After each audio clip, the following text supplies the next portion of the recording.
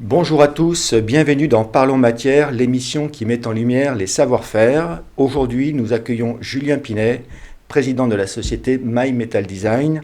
Bonjour Julien. Bonjour Christophe.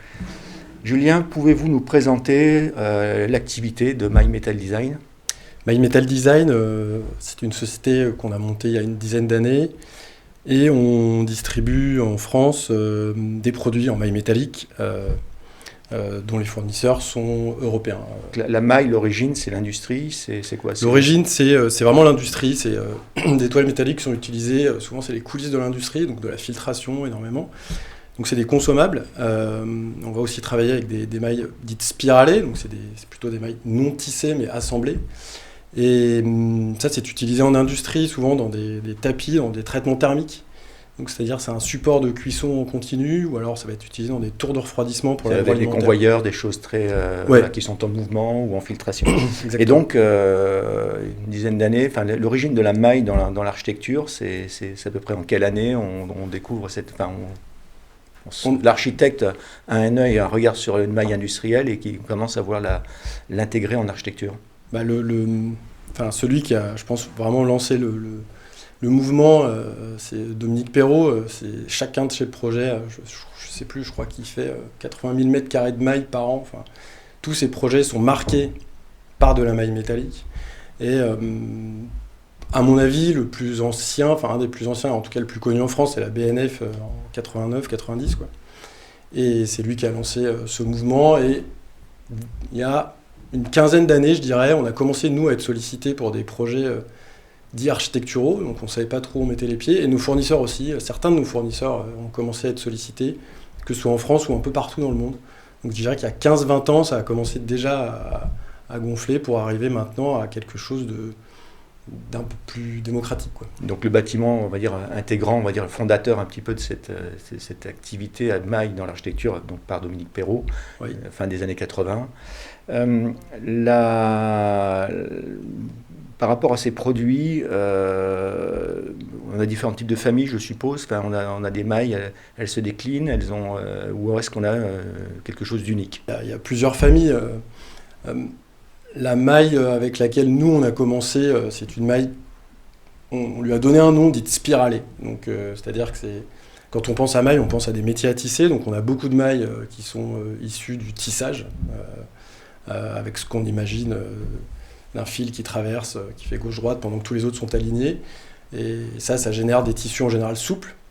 La maille spiralée, c'est celle qui sert en effet dans l'industrie à faire des supports en continu. Et donc c'est des mailles assemblées qui ont une articulation qui permettent d'exercer des tensions extrêmement fortes dessus. Et puis après, il y a des mailles plus rigides, donc tissées, mais le fil est préondulé, ce qui fait que les forces après tissage font que la maille est quasiment rigide.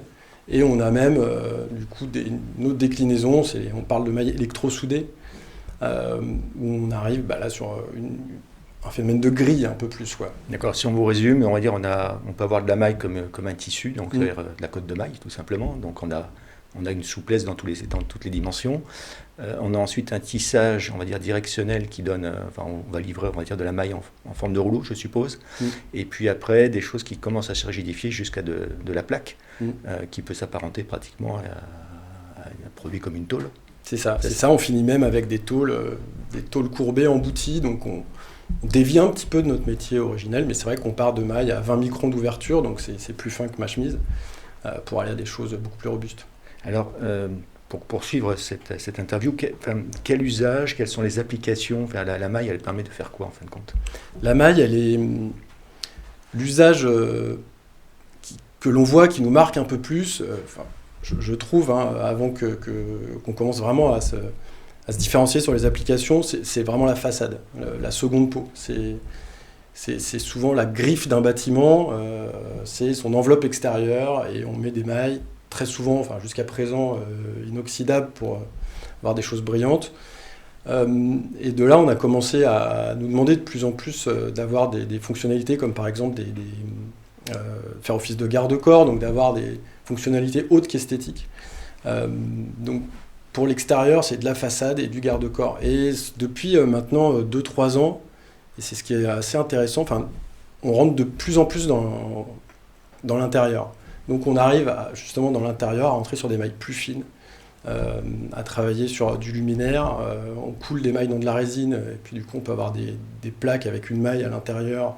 On a l'impression qu'elle flotte. On fait des mailles plus drapées. Donc, ça, ce que vous êtes en train de nous expliquer, c'est que bon, la maille au départ était un attrait, on va dire, esthétique, mais au-delà de son esthétisme, on fait une protection, donc qu'elle soit, par exemple, pour de la chute, si on parle de garde-corps. On parle certainement aussi de la filtration solaire, parce que si vous densifiez une maille, par définition, vous allez occulter en partie le bâtiment.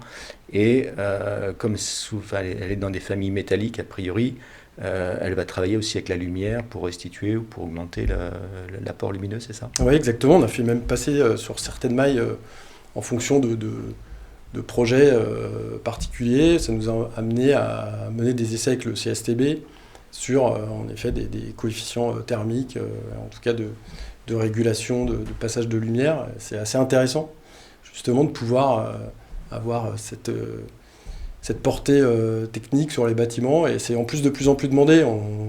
Pour tout ce qui est un bâtiment passif, on nous demande de plus en plus d'essayer de respecter certaines choses, et donc on mène ce type d'essai. Ouais. D'accord, donc ce qu'on vous êtes en train de nous expliquer, c'est que les mailles, c'est pas uniquement un métal, ça peut être tous les métaux, on peut trouver toutes les familles de métaux. Oui, il faut savoir que nos fournisseurs, en général, c'est la plupart fêtent leurs 100-110 ans, donc c'est des métiers qui existent pour l'industrie depuis une centaine d'années. Et donc, pour les besoins de l'industrie, ils manipulent beaucoup d'alliages. Des alliages type inox alimentaire ou inox 316 qu'on voit souvent dehors pour des résistances à la corrosion dans des univers agressifs. Et puis après, ils travaillent en boulangerie, on a beaucoup de cuivre et de bronze. Et puis ils vont travailler aussi avec du laiton et après des alliages haute résistance qui n'ont pas vraiment de place dans la construction, comme l'Inconel ou autre. Donc oui, on peut trouver les mailles en architecture pour avoir soit une fonction de résistance à la corrosion, ou soit de l'esthétisme. On va trouver beaucoup de bronze maintenant, de plus en plus, de laiton, et même du cuivre qu'on laisse s'oxyder naturellement. Ça peut être une volonté architecturale de laisser la matière se protéger elle-même de la corrosion. On trouve de l'aluminium également? On trouve de l'aluminium, la plupart du temps anodisé, et avec l'aluminium, on va chercher de la légèreté, bien sûr, et puis on va chercher aussi des coloris, et là on a des fournisseurs qui font de plus en plus de progrès, parce que anodiser de l'aluminium, de la maille métallique en aluminium, c'est plus difficile que d'anodiser une simple plaque pour tout un tas de raisons. Et on a aussi peut-être des familles plus low cost, je veux dire, plus économiques. C'est quoi? C'est l'acier? Oui, alors en effet, on travaille dès lors qu'on démarre sur un budget, on utilise des alliages en acier galvanisé. On travaille beaucoup avec du Prosinal, notamment avec un de nos fournisseurs, Progress, qui est en Pologne, qui développe une gamme accessible dans une démarche un peu de standardisation sur certaines applications de clôture ou par exemple de faux plafonds. Donc dès lors qu'on va remplir des très très grandes surfaces et que l'impact architectural est peut-être un peu diminué et qu'on cherche un compromis entre budget et esthétisme. D'accord. Alors quand vous parlez de fournisseurs, en fin de compte, vous parlez d'industriels, de fabricants, donc qui à partir de fils, à partir de plats, à partir de différents profils, on va dire, tisse, soude, spirale, sur des produits. Ces produits, une fois que vous les avez, vos clients, qui les transforme après, qui les installe, il faut, je pense, une technologie autour d'une maille pour qu'elle tienne. Oui, alors il y a les installateurs, sont évidemment les métalliers, serruriers, donc des gens qui travaillent déjà naturellement le métal, bien sûr. On les accompagne énormément sur la notion de tension. Dès lors qu'on travaille sur des mailles non rigides, on a besoin alors, soit on a envie d'une maille qui flotte, et auquel cas il faut des points de fixation, mais là, beaucoup de projets, la maille doit être tendue. Et pour être tendue, il y a des contraintes, et notamment au niveau des supports. Et donc pour ça, on leur fournit des notes de calcul, et on les accompagne. Et puis avec le temps, en fait, finalement, on se rend compte qu'on travaille plus ou moins toujours avec les mêmes personnes. Et dès que le projet est vraiment très délicat, parce que ça arrive, avec des contraintes de volume, de panneaux en biais, là on travaille avec 2-3 entreprises dédiées. Alors, donc on comprend, il y a des constructeurs, plutôt dans le métal, donc, qui sont les gens qui vont fabriquer le cadre, ou tout au moins les éléments sur lesquels va être tendue cette maille. Je vais faire un parallèle, on est un peu comme des raquettes de tennis, où on a le tour de la raquette, et puis on a un maillage. D'ailleurs, peut-être vous avez fait déjà des réalisations dans des stades ou des choses comme ça. Enfin, quels sont les ouvrages qui utilisent ce type, enfin, qui préconisent ou qui utilisent ce type de produit? Si vous parlez de tennis, on va parler très rapidement de Roland Garros. Oui, c'est très français ça. Non, évidemment, c'est un projet emblématique chez nous parce que, enfin, chez nous et chez notre fournisseur, la Codina, qui est en Espagne, parce que Roland Garros, même si vous êtes en Australie, tout le monde sait de quoi on parle. Donc oui, il y a 3 ou 4 000 m² de façade sur des bâtiments qui ont été réorganisés. Et là, c'est de la maille tendue en extérieur, une application standard, à ceci près qu'on a développé pour eux une maille dédiée avec des outils qui ont été adaptés spécialement pour ce projet-là et une finition sur un microbillage en fait sur la surface, donc un état de surface particulier demandé par les architectes mené après plusieurs essais. Donc on se rend compte que la maille permet, enfin, en termes de créativité, des adaptations projet par projet sur ces tissages, donc sur des pas, sur des assemblages de fils ou peut-être de métaux, et également sur les finitions qui vont donner à chaque fois une singularité. Oui, c'est vraiment ça, parce que vraiment au début de notre activité, la nôtre, et j'intègre celle de nos fournisseurs qui ont donc, dès lors qu'ils ont pris le virage de l'architecture, ils ont commencé à intégrer en interne au moins 1 ou 2 personnes ingénieurs en bâtiment, de manière à gérer la partie technique. Mais on a commencé à déjà livrer et proposer, prescrire des mailles qui sont utilisées en industrie, mais avec les mêmes caractéristiques, à part quelques finitions sur les soudures pour résister à l'oxydation, donc des paramètres de sécurité pour assurer une bonne pérennité, mais c'était exactement les mêmes morphologies de mailles. Et ensuite, on a commencé en accord, parce qu'on fait remonter des informations du terrain. Il faut savoir que, alors c'est vrai que je pense que la France, pour nos fournisseurs européens en tout cas, c'est le premier marché à l'export. Donc il y a vraiment une dynamique ici qu'on ne retrouve pas dans certains autres pays. Et donc les archis ont demandé d'autres mailles. Et là, on se rend compte que tout ce qu'on fait, c'est des produits pure architecture, dans le sens où cette maille-ci, elle ne servira à rien dans le monde industriel. Donc on fabrique des outils pour étirer, agrandir, peindre, travailler les traitements de surface. Donc ce que vous entendez dire, les architectes français en première ligne sont appropriés, on va dire, ce matériau, on va dire, ce produit, le customise, arrive à le customiser, c'est-à-dire que c'est un matériau qui se certifie facilement, il a des ATEX, il a un avis technique, où on est dans un champ assez libre et on sait facilement le certifier. Oui, c'est assez libre. Alors c'est vrai qu'on nous demande rarement des ATEX, mais sur quelques gros projets, on peut nous le demander, on n'en a jamais fait. C'est-à-dire que les projets vont au bout sans ATEX. Ce qu'on fait, c'est des notes de calcul, en gros, projet à projet. Parce que chaque projet, on a une gamme de produits standards, mais ça c'est toute autre chose, sur lequel il y a des certificats pour les normes feu, des M0, ou quelques certificats pour du faux plafond, où on en parlait, les garde-corps, c'est du coup un test exprès pour chaque projet.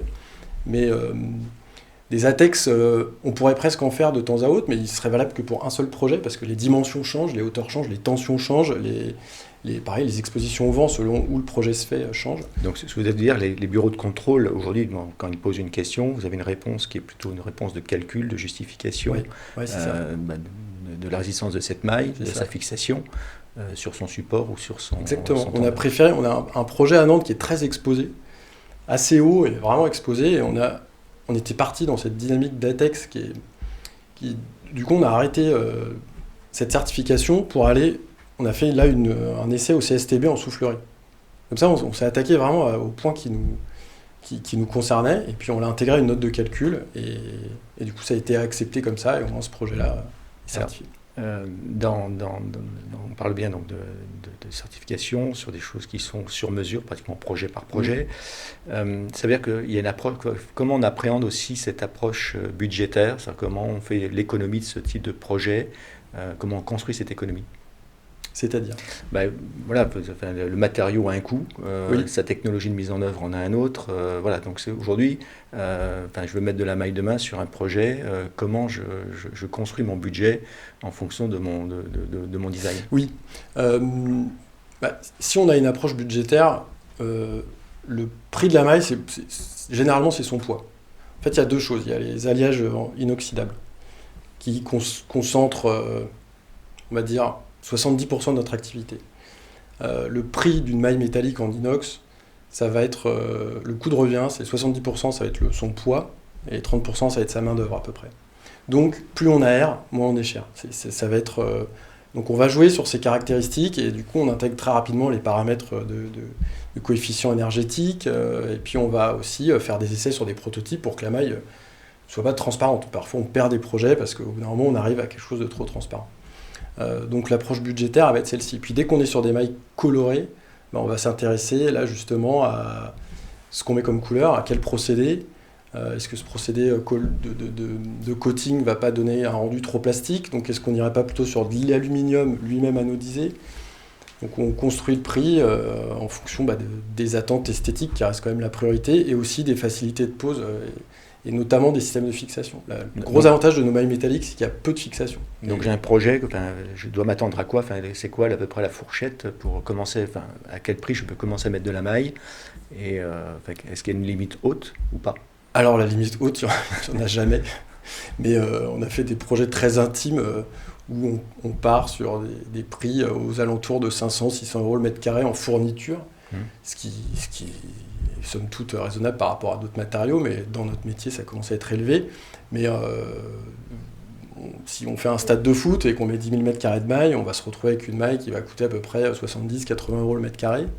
Et la plupart de nos projets, on va dire les projets moyens, entre 100 et 500 mètres carrés, on va se concentrer sur une fourchette allant de 120 à 220 euros le mètre carré. Là, on est à peu près cohérent. Et avec ça, on a une maille, c'est fixation. Et derrière, il faut prévoir un peu de serrurerie quand même. D'accord. Et donc, on comprend, c'est un matériau qui offre des possibilités en fonction de l'alliage qu'on veut mettre, du budget qu'on est capable de porter. Il a un impact, c'est quoi son impact concernant l'environnement? Est-ce que le matériau se recycle? Est-ce que le matériau génère des chutes? Est-ce qu'il génère des déchets? C'est quoi quel est l'impact et quel est son retour? Alors déjà, sur tout ce qui est produit, en tout cas dans le monde du bâtiment, de l'architecture, il n'y a pas réellement de recyclage parce qu'on n'a pas encore épuisé le cycle de vie des produits. Et de l'inox 316 à l'extérieur, ça peut rester 400 ans. Ça peut rester beaucoup plus longtemps que ça, mais au bout d'un moment, c'est le bâtiment qui s'effondrera.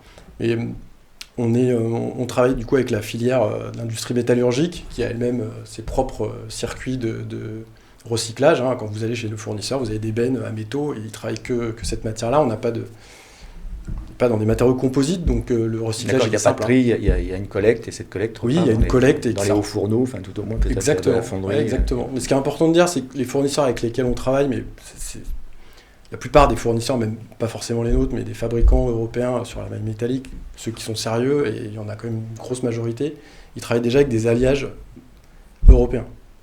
Donc rares sont ceux qui font venir des alliages d'Asie par exemple ou d'ailleurs. Donc je pense que s'il y a un sujet à observer, c'est surtout d'où vient la matière première de ceux qui tissent. Donc c'est-à-dire que vous êtes en train de nous expliquer, c'est-à-dire qu'on a quand même encore une industrie qui se source, qui tisse et qui installe, on va dire, dans un périmètre européen. Ouais, hyper cool. Il y a peu de produits chinois qui arrivent aujourd'hui sur le marché si, européen. Il y en a. Enfin, en tout cas, il y en a eu, il y en aura. Il y a eu ça fait rafler quelques projets que l'on avait prescrits parce qu'il y a des opportunistes qui sont arrivés avec des produits chinois. En général, ça se finit pas très bien, mais bon, c'est comme ça. Mais on a perdu quelques-uns parce qu'à un moment, on peut plus lutter. Alors ça se finit pas très bien parce que pourquoi? Quand on accompagne un matériau comme ça, il faut aussi un peu de technologie, il faut un peu de conseil. Il y a une mise en œuvre un peu comme dans un tissu, il y a une coupe et puis un assemblage. Exactement, il faut déjà que la morphologie de la maille elle soit bien respectée, que la trame elle soit respectée. Il faut aussi que vous ayez un fournisseur qui puisse intervenir parce que ça leur arrive de faire des panneaux trop petits. Donc il faut qu'ils soient capables de renvoyer quelque chose. Donc souplesse, une proximité avec l'architecte, avec l'entrepreneur, l'installateur pour avoir un projet réussi. Exactement, puis un bon bureau d'études chez le fabricant.